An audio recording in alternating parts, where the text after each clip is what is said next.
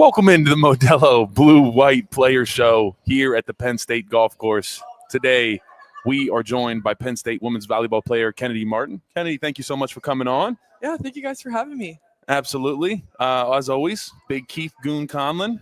Thank you. I appreciate that. How's it going, man? I'm okay. Are you okay? Or is Kennedy okay? I'm good. Kennedy, did you go to the game? It was a tough little weekend for everybody in Penn State. Yeah, it was. Yeah, I did go to the game. I went to the first quarter, and then volleyball team got announced in the field. So that was awesome. You were banging drums? Yeah. Right after that, I went to bed for our game tomorrow. Yeah. But I saw all the craziness. I've never seen that before. It was crazy. Now with you guys, you obviously on the volleyball. Where do you? Are you a down off campus apartment type of thing? Are you guys up near Rec Hall? Yeah, no. A lot of us live off campus. Okay. A lot of us live off campus. So everybody does. It's the same thing, same routine as other sports, stuff like that. Freshman, sophomore year. Yeah. Up in North or East Halls or West Halls, and then, and then you can move on out. Yeah, I think the freshmen only have to stay there for a semester. Yeah, it's changed. Yeah. It's so different now. Yeah, Goon was stuck in Nittany Apartments for 3 years. Stuck in the apartments. Yeah, that was high living back then, bro. I mean, we had us in dorms. Oh boy, I was a freshman. I was in Porter Hall. Where was Porter? Right next to Shunk, right next to Paula Commons. Oh, so in we were in the we had regular. Wait, is that South? No, Paula Commons. Oh, Pollock is its own thing, right? Mm-hmm. It's not. So they had 2 football players. So I'm 6'8". My roommate was 6'4". Oh, in a 12-by-12 room. Oh no! Just think about that. Exactly. This is exactly why we have old school, new school, same school, because everything is so different nowadays. It is very different. Kenny, walk us through so far. How many games have you guys played so far this year? It's been a good amount, right? Yeah, you guys have been about 10. I think how many against top 10 opponents? Because it seems like you're playing. I think you guys have a tough schedule. Yeah. A lot. I mean, we've hit the ground running for sure as soon as we opened up. When does camp start for you guys? And I'm curious, what is camp for you guys like in volleyball? Like the preseason? Yeah, stuff? like preseason camp. We start August 1st, and we usually have 2 practices a day. And the beginning will be sometimes it rotates off. So the first one will be serve receive and passing, a little bit more lower key, and then the second one we'll hit it with 6-on-6. And we do that for about 2 weeks before our first game. So right before our first game, it tails off a little bit. But you guys have games midweek, mid-August. Yeah. Football players are just reporting in, and they've already been here for a couple of weeks getting after it. Oh yeah. Yeah. What is that like? How do you guys manage? So if you have to travel, have you had away games that are during the week? Great question. I'm worried about this because we were talking Sunday about football teams travel. They play in one game. Right. We have to go west, like Oregon coming east and stuff like that. They play one game, they can go back. You guys probably get 2 or 3 games out there. You probably hit all the teams. But the travel's got to stink for you guys because you're only what's a travel party for volleyball? 30? Yeah, 30. Yeah. Exactly. Right on. Yeah, so, and by the way, I did not forget, you did transfer here. So I'm asking you about your freshman year roommates and your freshman year living quarters. And you're like, I was in Gainesville, dude. Yeah, so I was. It's pretty far from Rec Hall in Gainesville. So. Yeah. How different would you say Gainesville is from State College? So similar. Because I was going to say they're very similar. The weather is the exact same. You're middle of nowhere, basically. Yeah, you're right. Yeah. No, it really is kind of middle of nowhere, though, isn't it? Down in Florida. I mean, it's its own little. Yeah, it's just right in the middle, center of everything. I mean, here's a lot more hilly, a lot more mountainous. Down there it's pretty flat. I think Florida might be sinking a little bit. It's pretty flat. There's swamp everywhere. Multiple people in our crowd here live in Florida in the off season here. They come up here. Yeah, we got 3 of them. We got Lakeland, love Florida. We got Fort Myers and Sanibel over here. So. So talk to us about that process. So you figure out that you want to leave Florida. Mm-hmm. What was it like looking at other schools, and how did you finally land on Penn State? Yeah, well, it was a pretty crazy experience because I did really love my 2 years there at Florida. My head coach retired in February, and it was just kind of a whole staff change. Really? Yeah. She had been there for 34 years. Wow. And had a whole legacy of a program. It was an amazing experience there. So it was pretty unexpected to leave. Was it your decision, or were they making changes? And maybe you don't fit here. Yeah, no, it wasn't that. It was my decision to leave for sure. And me and my family too. But yeah, it was pretty crazy just because I loved it. Yeah. And like I just felt so lucky and blessed like to be there. But yeah, the transfer process was pretty crazy. I had a separate phone number like to answer the transfer calls, and they said they had it was a 4-man team answering the phone, and like they said they're on the call all day every day. Right. And there was over 250 calls. This is new school right now. Four men were answering the phone for me, and it was over 250 phone calls. It was crazy. Now, but they filtered the information to me, so that was a lot like calmer to go through. Was Penn State originally on your radar coming out of high school before you went to Florida? Yeah, they were. Okay. I actually they were one of my visits I had scheduled, and I ended up going to Florida. Florida was my 4th visit. We were allowed 5. I think they're allowed as many as they want now. Florida was my 4th official visit, and I canceled my official visit to Penn State. And wow. Yeah, funny story. Well, that's revenge because I actually turned down Florida after I committed to Penn State. So there you go. Steve Spurrier can kiss my butt. Did Coach K, did she give you any fleck for that at all once you got here? I don't think she said anything once I got here, maybe, but I don't think she was very happy when I first said no. But no, I love that woman. She's pretty awesome, and she's awesome to play for. Last year's run with Katie. Yeah. Or Coach. What do you guys call her? Katie? Coach? Katie. Good. That's what we had to call Joe Paterno. Joe. He'd be like, eh. Yeah. Call him Coach. He'd be like, let that player. Yeah, that's what my coaches say. Exactly. I always loved and respected that because he's like, I'm no different than you. He's like, I'm not your father. I'm your coach, but call me Joe. Yeah. So Katie, you watched that last year. Obviously, the run that they went on with her. I mean, how much were you looking at from afar? I feel like I was so into it with my season. Yeah. I wasn't really paying I wasn't following it day by day, but obviously Final 4 weekend and stuff like that. Yeah, the volleyball world is small, so just to hear everything that was going on, it I don't know, you felt for them. It was wow, this team is pretty special to have fought through something like this and end up on top. That's what I looked like. I thought watching the whole thing from afar, and they were destined to win the national title for her. And I loved when they did the Big Ten thing they did on the team. Oh yeah, no, that was great. Katie, and they were like, how can we sit here and watch our coach going through what she's going through? Right. And, we're complaining about losing, we're doing that, and let's go with the extra effort. And right. It's pretty cool. Yeah, it probably is one of the cooler sports stories really of all time. I mean, watching how because then it wasn't really expected for that year. And then so when you get here, what was the process like of teammates acclimating to State College, to being a Penn Stater? What was all kind of that like? Was there any type of culture shock? Because you're from South Carolina, right? Mm-hmm. Okay, how was that different at all? Because obviously you've never really been up in the Northeast. Yeah. Well, actually, I lived in I guess it's not the Northeast, Midwest, but I lived in Wisconsin for 2 years in high school. I kind of was all over, but so I got here in June after having the whole month of May to scurry around and do whatever I wanted. And then June got here, we locked in, and my 3 roommates are Jordan Hopp, Addie Lyon, and Emmy Selman. And they I was so grateful to be. All my teammates are great, but that was actually something I was really worried about because I was close to my roommates at Florida. Was being close to my roommates here. There's some bad roommate stories out there, but we all got them. That's for sure. My roommates are pretty awesome though. Spent the night at my house one night. Holy crap! Young buck, oh baby. Yeah. So so how when you transferred? I mean, you said that your coach left. How many of the girls left off your team? 3. 3? 3 left. Okay. Yeah. So they kept the most of the core. Yeah. I mean, they obviously the best player was you, and you left. So that obviously hurt the most for them. Yeah. They got a group. We're not going to lie. I mean, we talk about absolutely. Do you have a Penn State record? 34 kills yesterday. Is that what I read? Yeah, I don't know where it fell in the record books, but it's a record of mine. It's my record. There you go. Yeah. There you go. It's a record on the old school, new school, same on the Modelo Players Show. It's a record there. So you're good to go. What was your vibe going to that one? Did you have a feeling, or was it just kind of just like any other day? It's like any other day. Yeah, there you go. I'm sorry. Yeah. Yeah, no. I mean, honestly, it was.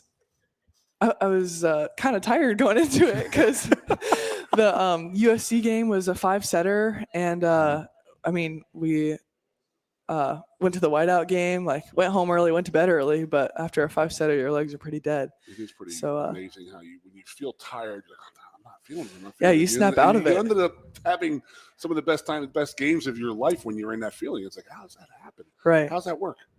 Because I want to go there again. Yeah. Yeah. Yeah. Mm-hmm.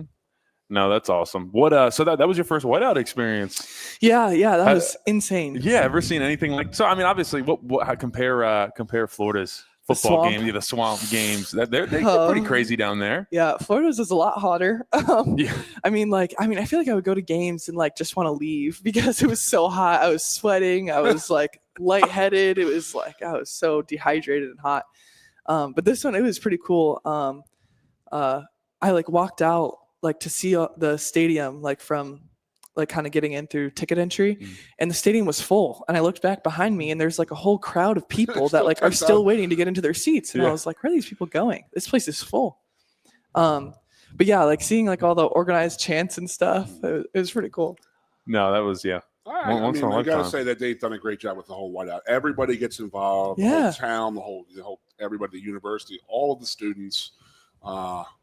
There's obviously some idiots out there who make it look bad for a lot of people and stuff like that. And then, but I mean, we love the environment, and people. I mean, there's people who come from all over the damn place. I'm talking. We were on me and Lana doing a show yesterday.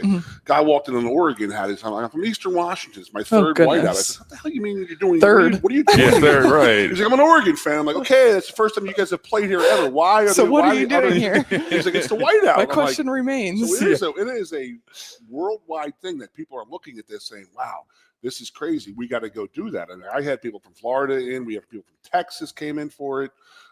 It is one of those places one of those things that you want to go to. I mean, did you guys have recruits in at all? Yeah, we did. We had they're all committed, but we had 4, I think. Good. That's what you got to do. You got to show them there. Keep them committed there. Going to yeah, seriously. That's for sure. They got to be down on the field for like the first, like for all the warm-ups and stuff. All right, let's talk about it. You were in the field for the at the Swamp? Yeah, I did. Yeah, for my visit. Let me hear it. What was better? I can't say. Delay. I can't say. The whiteout's pretty cool. What I always said, was it a night game at the Swamp? I honestly don't remember. So maybe the whiteout's cooler because I don't even remember the one. Yeah. Blues. Yeah.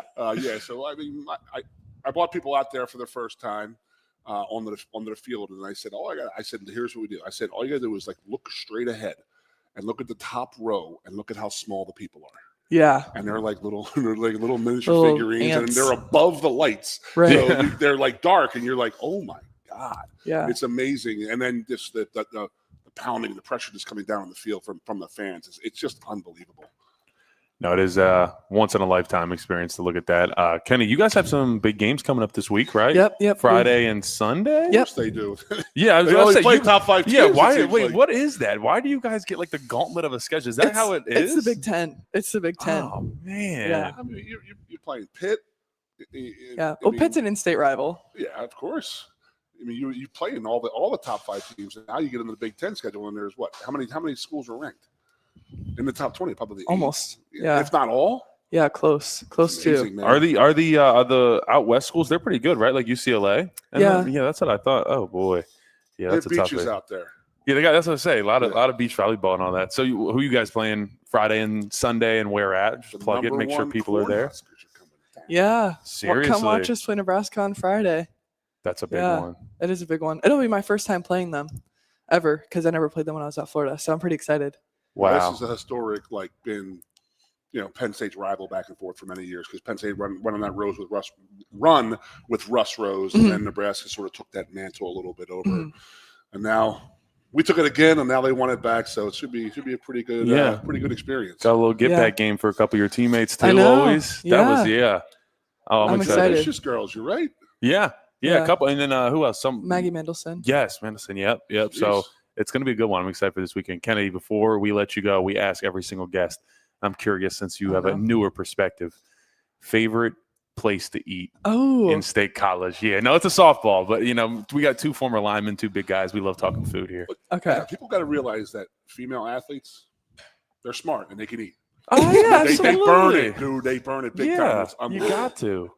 Yeah. Okay. Well, you can go a couple if you need to. Yeah, I got a top 3 probably right now. Right. The Field is a good one. Yeah.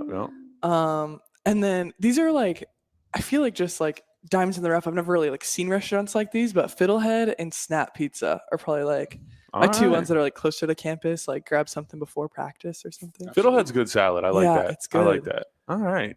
No, Kennedy Martin, we really appreciate you coming on. Make sure you guys go out, support Friday night. We are excited. It's going to be a big-time matchup.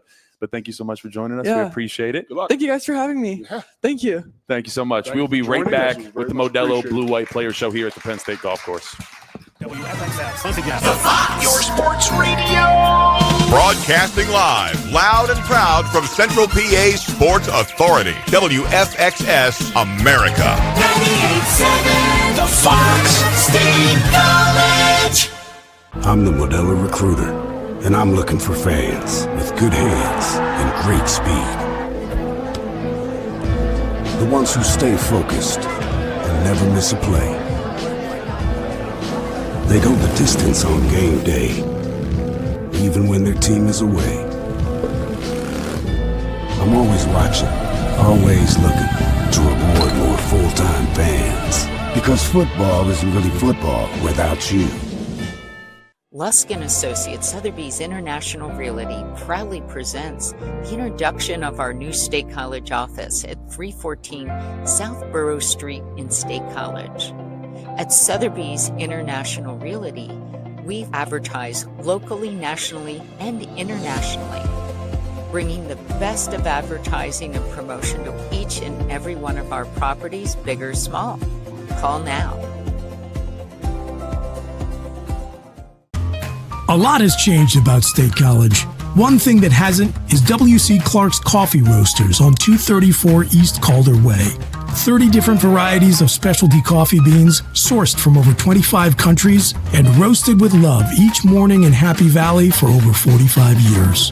They'll ship their fresh roasted coffee from their doorstep to yours. Order online at statecollegecoffee.com. That's statecollegecoffee.com. The Center Hall Farm Store has been serving Center County and beyond for well over a half century. A small family business, the Center Hall Farm Store specializes in animal nutrition and manufactures its feed fresh using local ingredients. Get the best in horse, cow, pig, chicken, and bird feeds. If you're not already a customer, stop in and see why so many of your neighbors are. The Center Hall Farm Store at 110 West Allison Street in Center Hall, or call us at 814-364-1393. Two of the top names in local printing have combined to serve you better. King Printing of State College has merged with theprinters.com, forming one of the 400 largest printers in America. Combining traditional offset printing and digital workflow techniques, theprinters.com can print, assemble, package, and ship to anywhere in the world, all with the same high quality customers have known and trusted for over 50 years. Buy local and save. Get started today at theprinters.com. With a Timber Kids savings account, you can start to save money, earn prizes, and teach your kids the value of savings. It's easy as 1, 2, 3. Building futures is what we do at TFCU. You really need to belong to a credit union. You belong at TFCU, Timberland Federal Credit Union, a credit union you can grow with.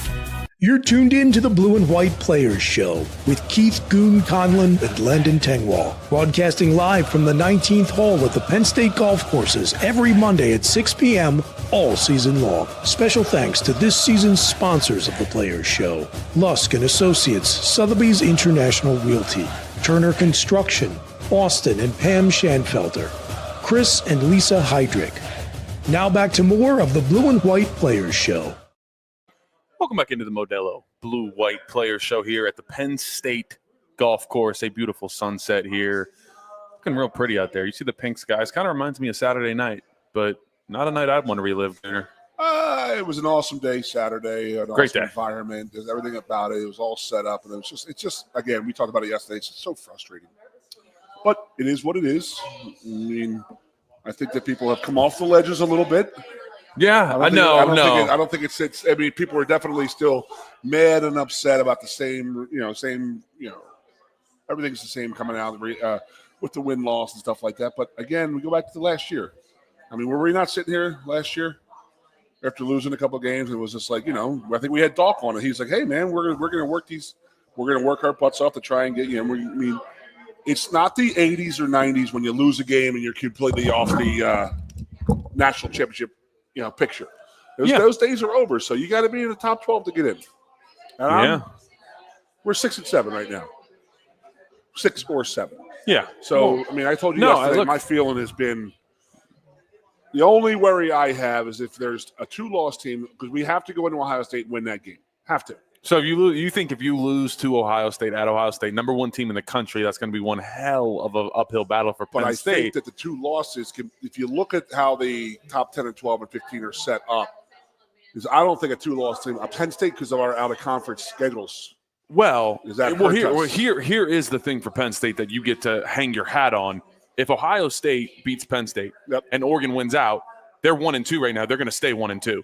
So you're going into the playoffs saying, "Hey, we lost to the number 1 and the number 2 team in America."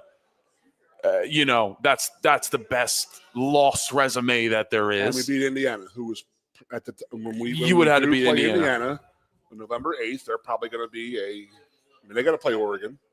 Indiana does play Oregon in 2 weeks. That's going to be a big one. Indiana goes out there to Autzen. I know there's a lot of talk about that environment is supposed to be better than Beaver Stadium. I have never been in. I've been in the stadium, but I was not in it for a game. Okay, that's a really weird stadium. Interesting. It's shaped kind of. It is very, very weird. Much like Oregonians, they're a little shaped a little weird. They're a little weird. How was your experience this weekend? Anybody? It was good. I went around the tailgates. It was fun. I did tailgate trivia. Gave away a bunch of student bookstore gear. That's where we do our show Sunday mornings. So that was fun. Got to I saw the kid that made the field goal for McAfee. How did they say, okay, you won the lottery, but you could pick somebody to do it for you? And he's a soccer. He used to play soccer. He's on. See, my buddy Chris. You know what he said? What? You should have said Pat McAfee. Kick for me. Should have told Pat. That'd be an idea there. Like, hey, you're allowed to pick whoever you want to kick, right? Does Pat want to kick away his own money? We talked about. I know that's hilarious. But can you still believe Pat McAfee looking over at Herb Street and saying, says, "Oh, Herbie's in for $100,000 too." Herbie's in the background like this, like I am. Yeah, Herbie makes a lot of money, but that'd still be the equivalent of me just being like, "Oh yeah, Goon's in for $500." 500. Beating people up for 500. Yeah, are you kidding me? I'm with you. I'm totally with you on that. That's crazy. But yeah, so I saw him around the tailgate. He was a definitely the kid a who celebrity. won or the kid who kicked?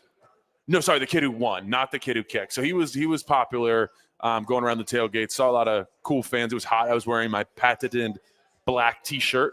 No good there. I was in all black for the whiteout. What's going on with this? I'm starting to think you're like Johnny Cash of the internet world here. I think that's the route we're going. Big guys don't wear black in the hot. I know it's bad, but it's better than the white. Sometimes you wear the white, you see the nipples poke through a little bit. You know how that goes. You got to be careful. You got to be careful. You're worried about that. Big guys in tight white stuff. I'm 52 years old, and you're worried about that more than I am. Come on, and I'm a fat slob compared to you. Jeez. Right, but you're out of the game though now. Out of the game for sure. Oh, yes. This is the first time. First time. My man Landon got engaged last week. This is true. The beautiful Sarah Jackson. They congrats to you, brother. Thank you so much, brother. It is good choice. Thank you. Yes, we went with a Penn Stater, a true Penn Stater. True Penn Stater. Real third generation. Yeah, she is third generation, I think, maybe fourth. I don't know. She's been here for a long time. Obviously, got some ties to Penn State football, so. I don't know. They need some help, I guess. Maybe churn out a lineman here. Got a little while. Let that one grow, but I don't know. I mean, let's talk about it. I mean, I just think that we went into the season with this feeling that our offensive line was going to be dominant out there, and you didn't see it the first 3 weeks. And like you see online, I see AQ Shipley saying, "You know what? Honest to God." You don't rack up 300 yards against a Villanova or a Nevada or an FIU on the rushing. What do you think? You're just going to roll your hat out and do it against Oregon? And it's a true story. I mean, like I said, it was my fear going in. We never really hit our stride. Yeah. And then you can't just expect to turn it on, after a bye week and stuff like that. And, it's frustrating. Obviously, it's the word I can't stop thinking of in my head. So, I mean, you talk to the guys. You're around on campus. So what's your feel with the guy? I mean, I know you're not talking to the guys that much, but yeah, no, I mean it's like you said, it's obviously frustrating because, like you said, you come into the expectation that we thought this was going to be maybe the best rushing attack since 1994. Correct. That was kind of the thought. I mean, I got a campaign going at the student bookstore tracking Nick and Kate trying to tried to track down Evan Royster for the number 1 spot on the Penn State rushing list. And right now, what's been going on, they're not really on track to be able to get to number 1. And I think before the season, it was a no-brainer. It was who's going to get there first was really the question. And so could have gotten there in the first 3 games of what we were talking about. Yeah, I mean, yeah, that's what it felt like looking at the schedule, man.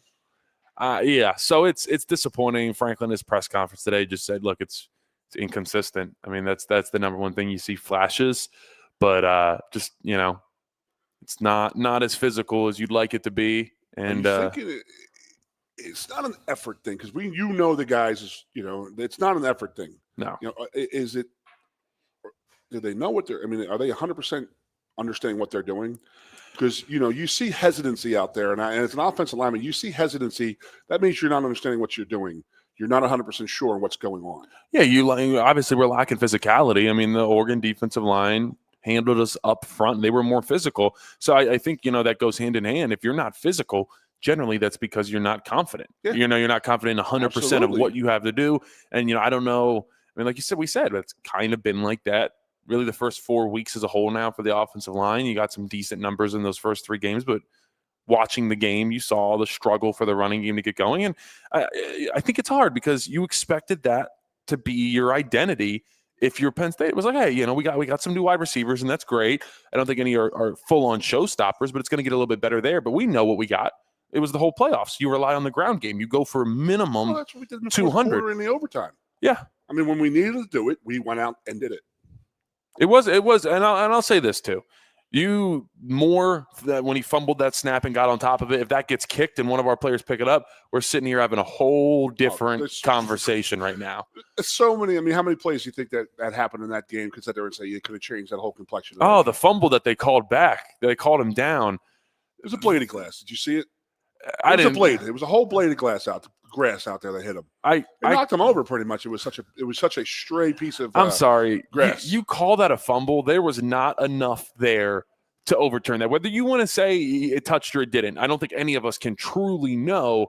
But you call it a fumble on the field, you got to let that go. I'm sorry. That's how the refs do it. Well, I told you Sunday, and it's like it's the classic Big Ten right there, and that is. But I'm okay with that. If that's how they want to do it, like you got to know that going in, and you got to take advantage of that.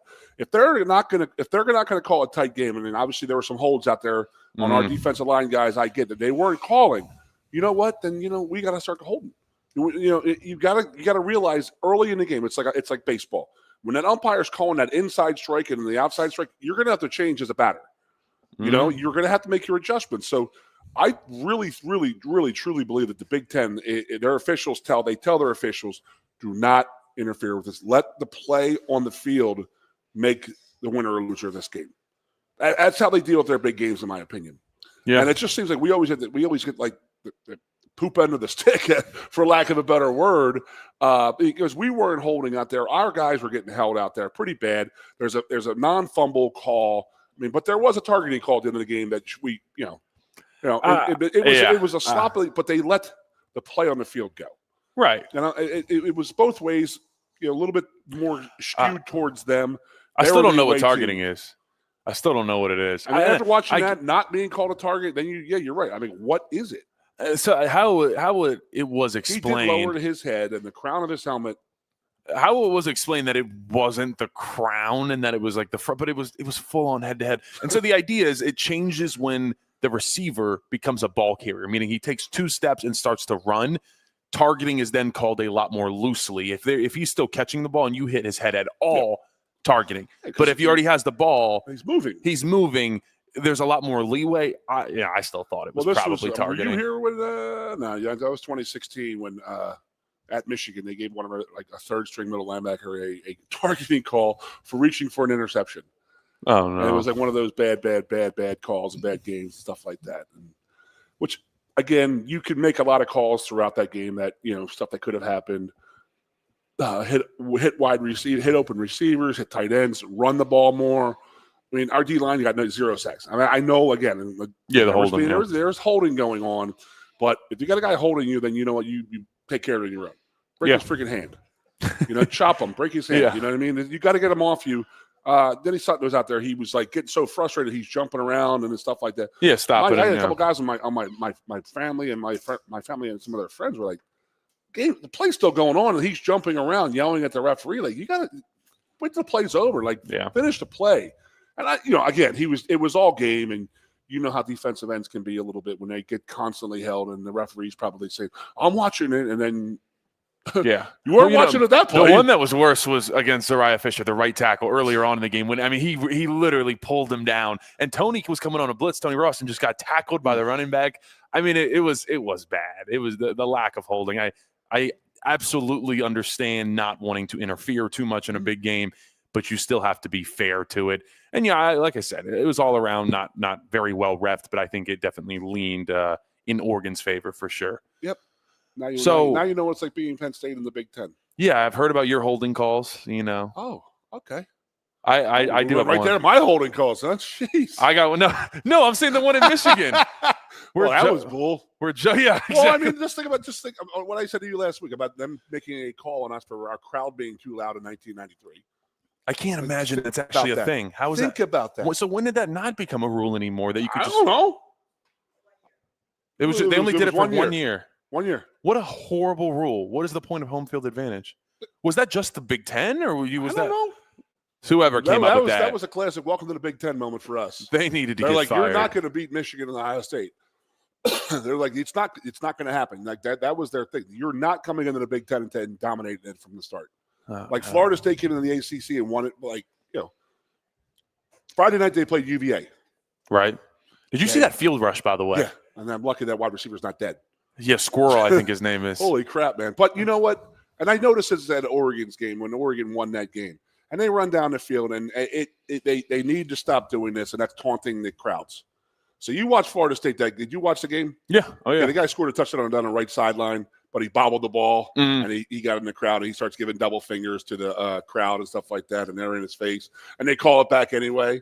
And then you watch Oregon win that game, and they run down to our student section, and they're giving double fingers to our crowd. And what if 10,000 kids came out of that crowd and started attacking those Oregon players? I mean, that was provoked. You provoked them. I'm sorry. I know you're not going to see it, but they got to do something. Like, Oregon's got to be held accountable for that. I mean, Florida State or UVA got to be held accountable for that because it's going to get worse. Because you start seeing it on television, it starts working its way down, and the other guys see it like, oh, that was great when Oregon flipped off the Penn State crowd. You'll start seeing that more and more this week. Yeah, just watch. No, they got to get control of that. I want to say UVA is going to have to get fined for that. I know they fined for field rushes for a while, so I'm sure that type. I mean, the way some of those players just disappeared because there's no. When has there ever been a field rush at University of Virginia? They're awful at football. Well, it reminds me because Florida State did not lose a game in the ACC, and they joined it in 1991. When we joined the Big Ten, they joined the ACC. It was 1995. It was like sort of the night that college football was born on Thursday night. And UVA beat Florida State that night. They were rushed the field that night. It was crazy. It was a pretty cool atmosphere. And it was like one of those wow, Thursday football is a thing now. And so it's one of those things that really made it. So watching that game Friday night really, really reminded me of that game and their crowd and stuff like that because they're not used to it, And Florida State is Florida State. And I'm with you. Yeah, how about Dan Lanning too? Oregon State. He was very vocal. Speaking of provoking, he was doing the throat slash. When they're done. Yeah, exactly. If a player had done a throat slash or a gun, they were done like that. They were getting penalty. Yeah, I don't know. So how it's being explained to me, he said, in his presser, Dan Lanning, Oregon's head coach, that I thought that crowd was worth 7 points, but not tonight. The Oregon fans are explaining it away that he was making the reference that his players handled the crowd well. I think many Penn State people took that as a shot that it wasn't as good. I think so. I think it was a shot. Absolutely, I think they're trying to explain it away. We're complaining a lot, aren't we? I mean, what are we going to do? We're two washed-up offensive linemen here just angry that we, it was close. It was there. I mean, it was set up for us. I talked about it. I don't know if it can get much. That overtime, coming back from that deficit, getting into that overtime, scoring, running the ball, doing well, getting into the double overtime. Stop them on a 2-point play. All we got to do is score a touchdown and hit a 2-point play, and the game was over. Everybody's a whole different attitude today. We'd have guys fighting to come onto the show. Yeah. Yeah, no, it would be a completely different feel. I think not all would have been forgiven, but yeah, you're feeling good. Absolutely, you're the number 2 team in the nation if you win that one. So it was tough and frustrating, and I know our fans are frustrated. I said it how many times on yesterday's show. Who's more frustrated, Franklin, the staff, and the players, or the fans? Everybody's frustrated. Yeah, it is what it is. So we got a weird week. Did you find anything out of when they're, they're leaving Thursday? Yeah, which is night. Especially because, when you go there, you go 3 hours back, so you get a little extra time, but probably midday, probably early, you probably leave and probably got to go to Harrisburg per usual. Yep. That was the amazing thing. I can't believe we're making a West Coast trip and it wasn't talked about today in the press conference just because other things were thought about a little bit more. So we didn't get too many travel details from Franklin. We're actually pretty lucky. We're playing the 2 worst teams in the Big Ten the next 2 weeks. That is very nice. Hopefully, I'm telling you, our heads are not right now. No, you're going out, and I think that's the worry. I truly do not. Obviously, here, knock on wood, I don't think it's possible to lose to this UCLA team who just fired their head coach and they got people leaving. And sorry. Holy crap. But no, you do run the risk of going out there, leaving on a Thursday. You're still emotionally charged / depressed to a degree from this past weekend.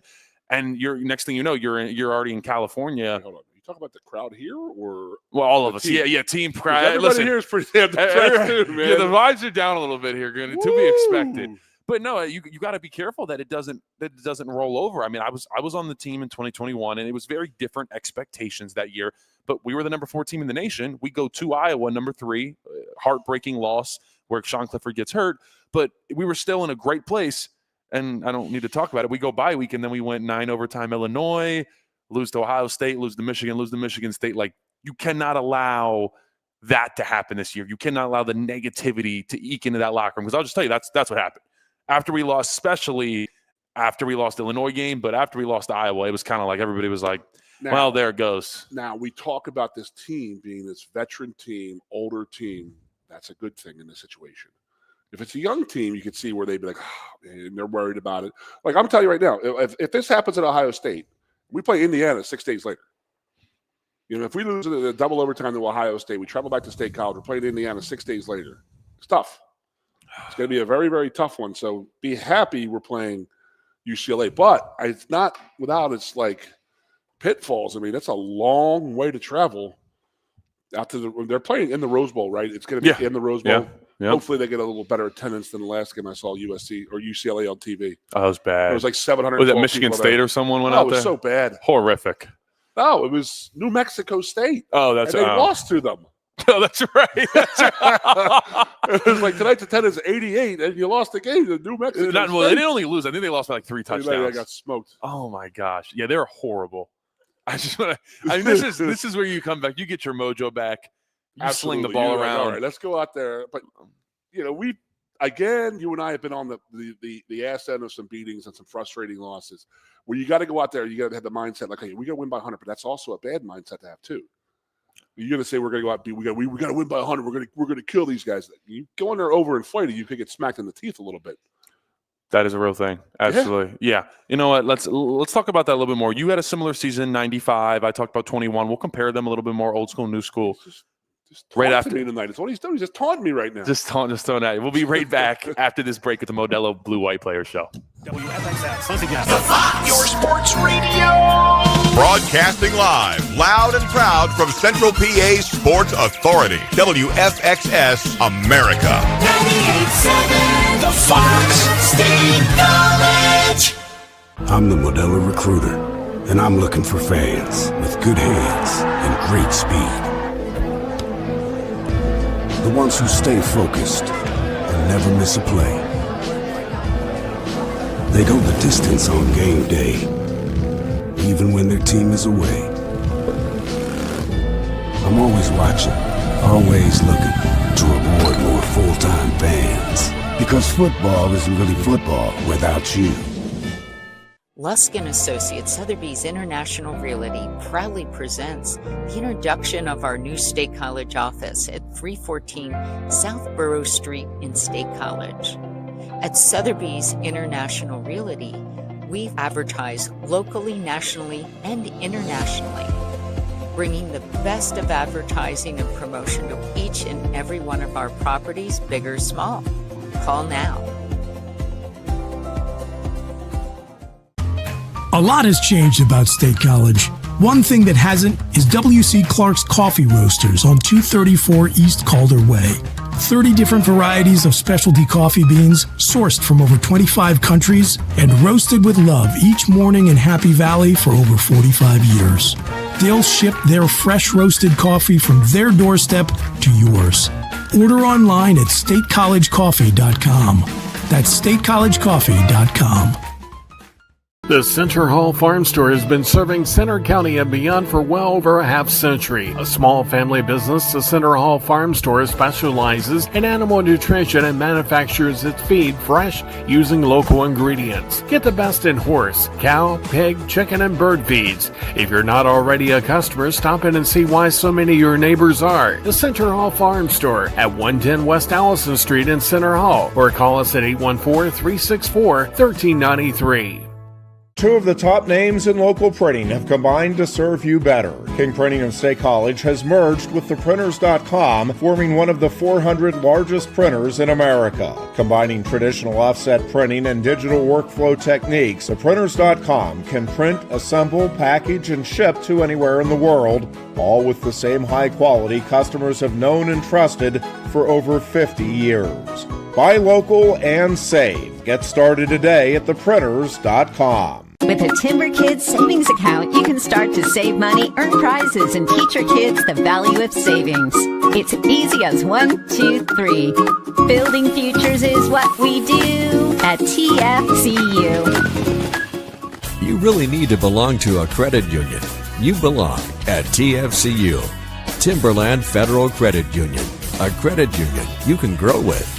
You're tuned in to the Blue and White Players Show with Keith Goon Conlon and Landon Tengwall, broadcasting live from the 19th hole at the Penn State Golf Courses every Monday at 6 p.m. all season long. Special thanks to this season's sponsors of the Players Show: Lusk & Associates, Sotheby's International Realty, Turner Construction, Austin and Pam Schanfelter, Chris and Lisa Heydrich. Now back to more of the Blue and White Players Show. Welcome back into the Modelo Blue-White Player Show here at the Penn State Golf Course. Still looking at a beautiful sunset here. Goon and I one day are going to get out there, do something on the course here. Live radio show from around. Well, Booch will come around with the all equipment, follow us around. Booch? You think he's a golfer? Booch does not strike me as a golfer. More of a coffee shop guy. Powder does not golf. You said what? Powder does not golf. Powder? Yeah, there was a movie. I know. It's every. I gotta say, real quick, though. every single movie, artist, any reference that Goon uses, 98% of the time, I have no clue. I know who Bad Bunny is. I barely do. I don't. Yeah, Bad Bunny getting the halftime show for the Super Bowl. I was hearing it was going to be like Adele or something. I thought that would have been kind of cool, but then I'm not a big Adele guy. She's got a great vocals. Hopefully, we're watching the Eagles win. I don't need to see the Eagles again, yes, man. You do. You're going to see Aaron Rodgers. No, I'm just kidding. Absolutely. 3-1. Why not? How about that? Look at us, man. We're at the top, I think, of the AFC North. With the we and us. We. I spent so many tears over this team. I didn't even watch. I know it's hard to watch that team anymore, the Steelers. Yeah, why can't you be a we? Because we're Penn State. Okay. We're not the Pittsburgh So you can only Steelers. be we if you went to or played. You be a fan here, that's fine. But when it's we, when it comes to professional athlete, that's not. I'm saying you only can say we if you played for the team, professionally. They went to school here. No. I'm saying professionally. Oh, yeah. I'm saying NFL. I would say that, yes. I would say that. So you go we with the Colts? Absolutely not. I hate the living daylights out of the Indianapolis Colts. That's actually good. I never played for them, so I got one check from them, the signing bonus. So that's it. So I wish I could do something to them, but oh, Goon, say something to make me feel better, man. You got paid for paying college football for a little bit there. Yeah, I guess. How you doing? I wish it was the payment that these guys get now. I won't complain, but dude, we got $44 and we were happy. Yeah, you're not. I'm telling you, this whole weekend, and there was 200 people at my tailgate again this weekend. It was just like who's who of all this and all that. Who we have back in town? Out of Jared Vicious the other day. Oh, yeah. So he's like standing there, and I come walking by on my walker going to the bathroom. And I was like, hey, what's up? He said, Jesus, what the hell's wrong with you? I'm like 712 years old, looking like Father Time walking around.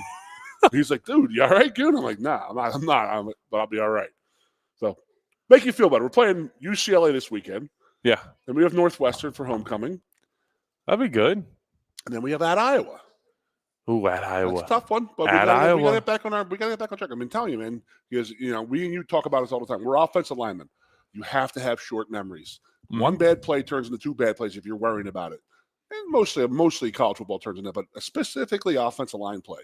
So we're talking about, this could turn into be an absolutely horrible game this weekend if we're not ready to go. Yeah, and it's a lot going in. There's a lot of moving parts when you're playing out west. This is something you planned for a while. So this is an interesting conversation. We talked about it a little bit on our Sunday morning show, but clearly Oregon went the opposite route. So Franklin is, let's get out there early. Let's go. We're going to leave Thursday. We're going to get there.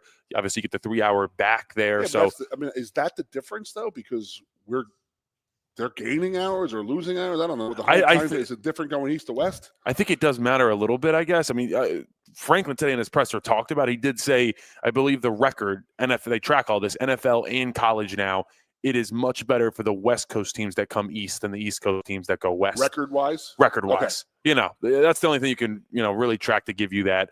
But damn, analytics are ruining everything. Are you a fan of the analytics thing? No. 37%, let's go for it. No. Yeah, I think you just go with your gut. Yeah. So back to the travel. So you leave Thursday if you're Penn State. Now, what's interesting? So you get out there, 5 p.m. Pacific time, right? So Oregon went the opposite route. They didn't get in to State College until 7:45, almost 8 p.m. on Friday night. And they did not go to the stadium, which is they didn't go to the stadium. They drove to our neighbors, Altoona. Yeah, and stayed in some little Altoona motel, probably. What even is that? It's a convention center. Why didn't they stay at the Ramada? I don't know. That's what I asked last week. Did Altoona reach out to them like, hey, we'll give you a hell of a deal here? Well, so it's tough. It's tough to be. I mean, again, I go back to. I mean, when I played, we weren't really the big walk-through type of team the day before a game. We never really ever did that. So I just can't believe that Lanning bought his team in here, was literally a mile from the stadium on his buses. Did he not at least drive by the stadium at all? No, if you're going to Altoona from the airport. You got to get on 99. I'm going to pretend like I know. Probably see it. Probably see it, yeah. And you wouldn't want to get out because I said yesterday, I was like, we're fat guys. Yeah. You land a plane, you board a bus, you go to the practice field, we're going to sweat. Yeah, you got to move around. Got to move around. We're going to be, okay, you got to shower, then you got to load the bus back up after your shower, and then you got to get out to Altoona. You got to have that Altoona pizza. Altoona pizza. Altoona pizza. I can't believe it's a real thing. Whoever created that needs to be in prison. But I think it was created in prison. It probably was. It looks like it does look like an English muffin with sauce and a little. You can make that on like a prison heater, like you could throw some English muffins on a heater and warm those things up. Oh no! I should not cook because we've never tried it.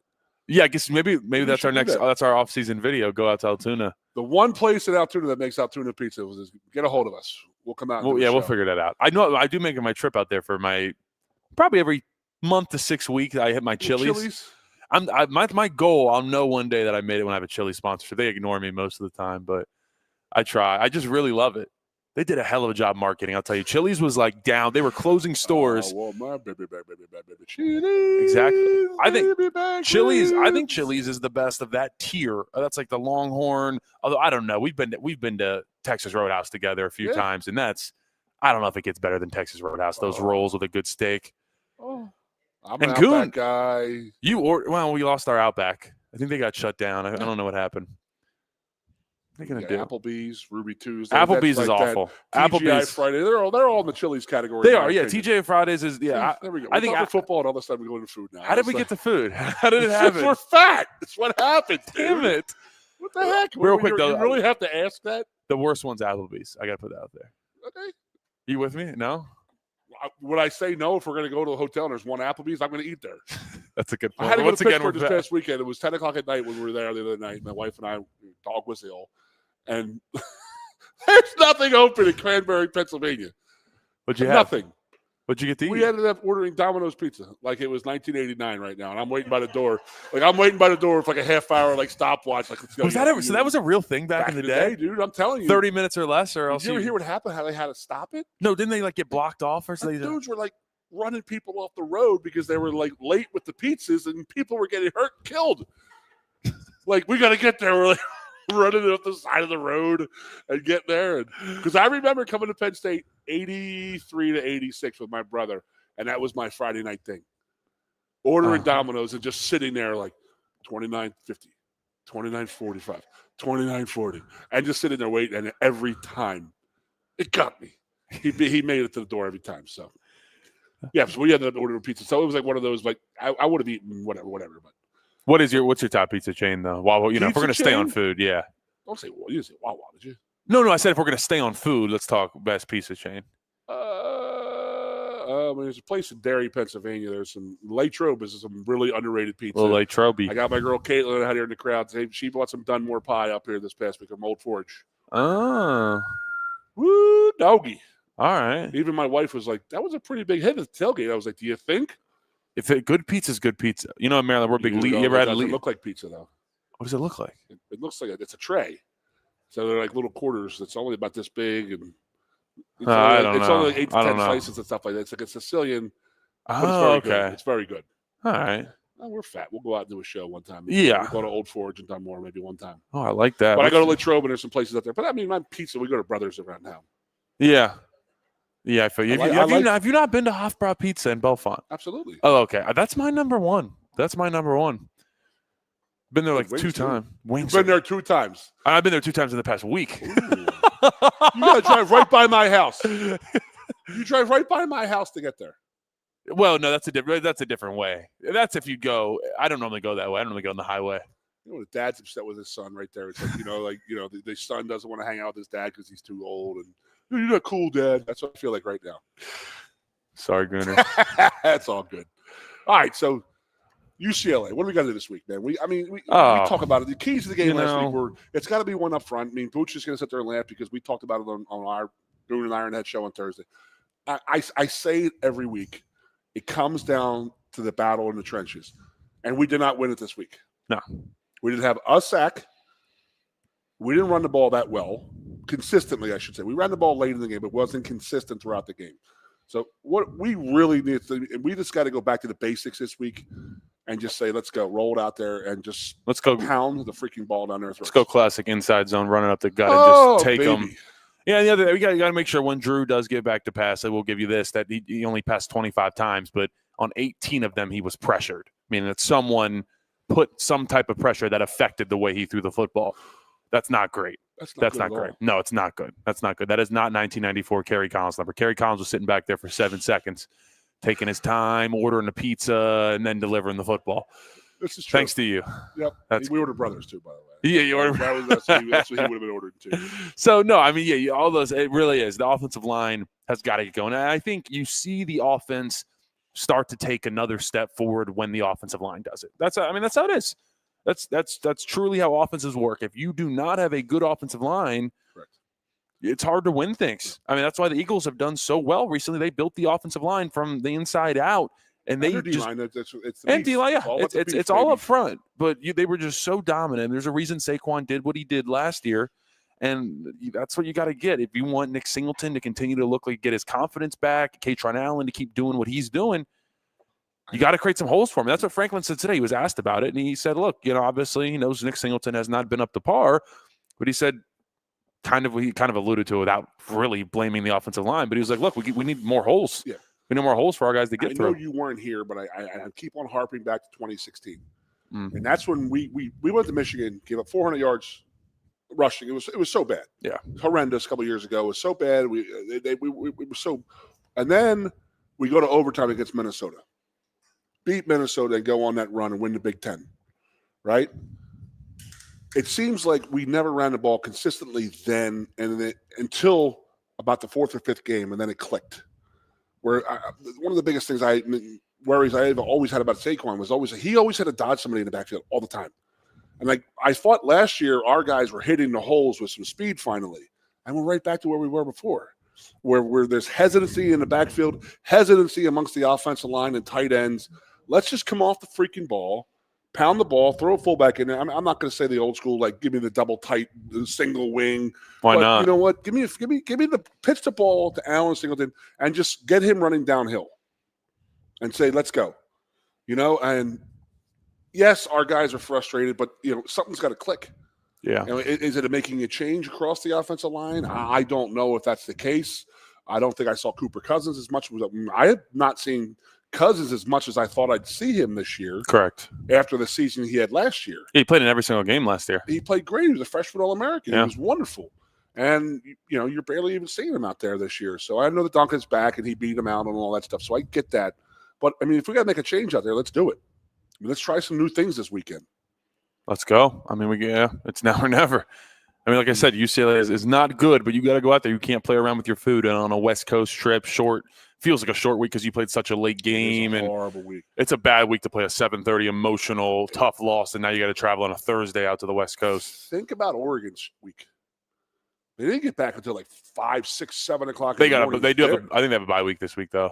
They do? I'm almost certain they do. Yeah. I wonder if they mostly do that, and then when the West Coast, they come across a couple times now, though. I think they tried to. Yeah, they went. So yeah, Oregon. I think they have one other away game, but they went to Northwestern. Then they were back home, Oregon State. Then they came to here. Now they got bye week Indiana, and then I know they have to travel to Iowa as well. So it's only halfway. It's only that and Illinois were a little more than halfway, but not horrific. But yeah, they had to come out far for this one. But yeah, no, the West Coast schools, no doubt they have it the worst. We're only going out there once, but yeah, buddy, we got to. It's got to be one of those things. We got an effort out there, and D-line too. D-line did not impress anybody Saturday. No, look, yeah, I'm going to sit there and say, oh, they were really held in this and that, but you make your breaks, man. Throw a blitz in there, do something. They were out. It was out physical. They were out physical on the run game. Huh? By Oregon. That offensive line brought it. I'll tell you what. You got to give Oregon some credit because they came in here and they played a damn good game in a pretty hostile environment. They didn't let stuff affect them, and I think Lanning he had them loose in my opinion. Mm-hmm. I don't know. Did our guys look like they were tight? Yeah, it didn't look like they were having a ton of fun, and I think that's been the problem specifically on offense. No one's having fun playing ball. And that's what I'm missing. And look, last year, Oregon, Notre Dame, the offensive line was having fun, pancaking dudes, putting them on their back, laughing when they're putting guys in the dirt. And you just haven't seen it. It's just not. It's not inspired football right now. I know you were trying to bust my chops here a little bit ago by saying that 95 thing, but it's very similar. We had the 94 offense. We turned 4 starters on the offensive line. And we struggled in 95 we had 3 losses. Yeah. There's a team that, a lot of our offense came back from the 94. We lost our quarterback, receiver, tight end, quarterback, running back, but we had guys to replace them. So it was like one of those things. And it took a while for us to, and we were older, mature, and, say, let's run the ball, Joe. Yeah. And I hope that Doc has the ability to go to James and say, let's go. Just quit with the, trying to finesse this, trying to get the receivers involved, trying to get the tight end. Let's just run the freaking ball. Let's just get back to what we do and have fun. You know what's fun? You know what makes it fun? Mauling people. Winning freaking games and kicking ass.